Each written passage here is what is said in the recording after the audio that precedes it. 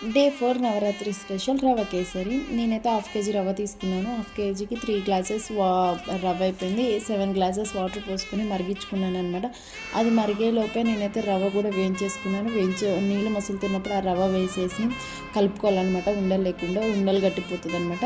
నేను food colour first item మర్చిపోయాను. లాస్ట్లో ఫుడ్ కలర్ వేసేసుకొని అలానే కలుపుతూ ఉండాలి, గడ్డలు ఏం కట్టకుండా. ఇంకా అది మొత్తం గట్టిగా అయ్యే టైంలో షుగర్ వేసుకోవాలన్నమాట. కొంచెం షుగర్ వేయడం వల్ల ఏంటంటే షుగర్ కరిగేసి వాటర్ అయిపోతే మంచిగా గట్టిగా అవ్వకుండా ఉంటుంది. ఇంకా లాస్ట్కి అయితే నేతిలో వేయించుకున్న జీడిపప్పు, బాదం, కిస్మిస్ అవన్నీ డ్రై ఫ్రూట్స్ మన దగ్గర ఏమిటో వేసేసుకొని లాస్ట్ కొంచెం నెయ్యి వేసుకోవాలన్నమాట. నెయ్యి వేసుకున్నాక ఇంకా దించే ముందు పచ్చి కర్పూరం వేస్తే ఆ టేస్ట్ వేరే లెవెల్ ఉంటుంది, చాలా బాగుంటుంది. అమ్మవారికి అలా పెడితే ఇష్టం అంట. ఇంకా గుడికి నైవేద్యం తీసుకెళ్లే ముందు కొంచెం నైవేద్యం ఇంట్లో కూడా పెట్టేసుకొని దీపం పెట్టేసుకొని ఇంట్లో దీపం పెట్టేసుకొని పూజ అయితే చేసుకున్నాను అనమాట. చాలా బాగా జరిగింది. ఎంతమంది మాల వేసుకున్నారు, దీక్ష తీసుకున్నారు?